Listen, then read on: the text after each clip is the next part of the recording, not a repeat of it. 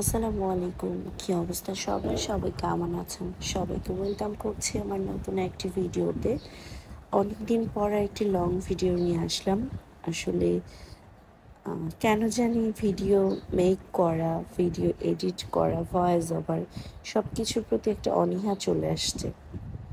জানি না যে এই সেক্টরে আজ আর কাজ করতে পারবো কিনা বা কাজ করব কিনা। আসলে সত্যি বলতে আগ্রহটা হারিয়ে ফেলেছি। কিছু জিনিস আসলে হিডেন থাকাই ভালো। তো যাই হোক, এই ভিডিওটা করা ছিল হচ্ছে রমজান মাসে হচ্ছে কোনো একদিন মানে ইফতারের জন্য হচ্ছে আমি হালিম বানিয়েছিলাম, সেটারই ভিডিও। তো চলেন আপনাদেরকে নিয়ে রান্নাটা করি আর বকবক করি। তো এই তো এখানে হচ্ছে আমি 1 প্যাকেট হালিম বানিয়েছিলাম, সেখানে হচ্ছে আমি প্রায়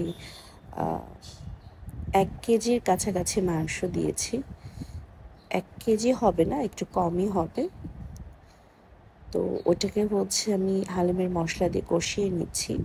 অবশ্যই সেটাতে আমি এক্সট্রা আরও কিছু মশলা অ্যাড করেছি, যেমন রসুন বাটা, আদা বাটা, পেঁয়াজ বাটা, জিরা বাটা, স্বাদ মতো লবণ।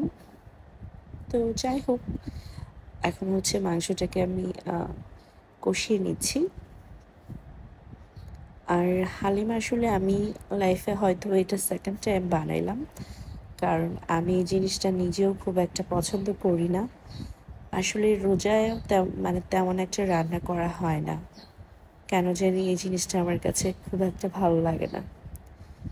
যাই হোক, হালিমের যে ডালটা ভিজিয়ে রেখেছিলাম গরম পানি দিয়ে, এটা অবশ্যই গরম পানি দিয়ে ভিজিয়ে রাখতে হবে। তো সেটাকে হচ্ছে আমি যে মাংসটা কষিয়ে যে ঝোলটা ছিল, মশলাটা ছিল, সেটাতে অ্যাড করে নিলাম ডালটা। তো এখন হচ্ছে ডালটা ভালো করে সেদ্ধ করে নিব, দেন হচ্ছে আবার মাংস অ্যাড করে ফেলবো, তারপর আবার গরম পানি অ্যাড করতে হবে। তো আমার ভিডিওটা যদি ভালো লাগে অবশ্যই লাইক, কমেন্ট, শেয়ার করবেন।